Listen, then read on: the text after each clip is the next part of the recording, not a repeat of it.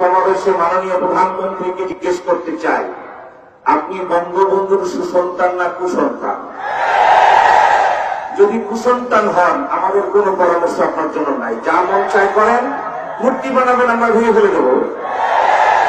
আর সুসন্তান যদি হন, আমাদের পরামর্শ হল মূর্তি না বানিয়ে উলামায়ে কেরাম যেভাবে প্রস্তাব করেছেন আসমাউল হোসনান মিনার বানার, অথবা আপনার অত্যন্ত প্রিয় রাষ্ট্র ভারত, আপনি ভালো করে জানেন ভারতে যে কোটি কোটি পর্যটক আসে অল্প কয়েকটা জিনিস দেখার জন্য মানুষ ভারতে যায়।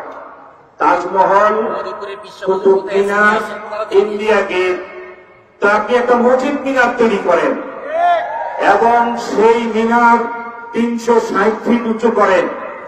মক্কা শরীফের ঘড়ি টাওয়ারের মতো ঘড়ি দেন, যেন এদিকে মাওয়া ঘাট, ওদিকে টঙ্গী থেকে এই ঘড়ি ঢাকাবাসী দেখতে পায়। আর সেই মিনারে পাশেই যাত্রাবাড়ি মাদ্রাসায় সুন্নত তরিকায় আজান হয়। ওই মাদ্রাসা থেকে ডিজিটাল পদ্ধতিতে 5 ওয়াক্ত নামাজের আজান সেই মিনারে চালু করে। আপনি যদি বঙ্গবন্ধুর সুসন্তান হন, 5 ওয়াক্ত আজানের শোনা তার বাবার সব পাবে কবর থেকে। আর মূর্তি যদি বানান, পারবেন না, চ্যালেঞ্জ করে বলছি। এয়ারপোর্ট গোলচক্কর মোস্ট ইন্টারন্যাশনাল পয়েন্ট, সেখানে মূর্তি বানায় রাখতে পারেন, ভেঙে দিয়েছি। চ্যালেঞ্জ করে বলছি, যদি বাহাদুরি দেখান, আপনাকে দেখে নেওয়া হবে ইনশাআল্লাহ। মূর্তি বানালে সে মূর্তি এখানে থাকবে না, বুড়িগঙ্গা জমা হবে।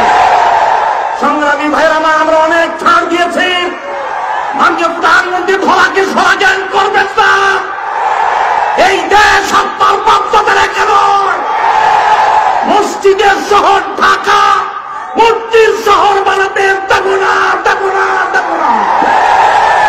মূর্তি বানিয়ে দেখুন, 24 ঘন্টার ভিতরে সে মূর্তি বুড়িগঙ্গায় জমা হবে ইনশাআল্লাহ।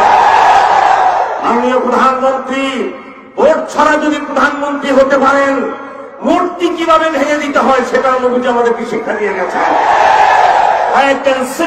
সময় মতো দেখবেন মূর্তি কিভাবে ভাঙা হয় ইনশাআল্লাহ। তাই আল্লাহর রাস্তায় আপনাকে অনুরোধ করি, মসজিদের শহর ঢাকায় মূর্তি বানিয়ে জনগণের মনে আঘাত দেবেন না, নিজে ক্ষতিগ্রস্ত হবেন না। তাই একটি প্রস্তাব করে আমি আমার বক্তব্য শেষ করছি। আজকে তো মাত্র সূচনা হলো মূর্তি বিরোধী আন্দোলন।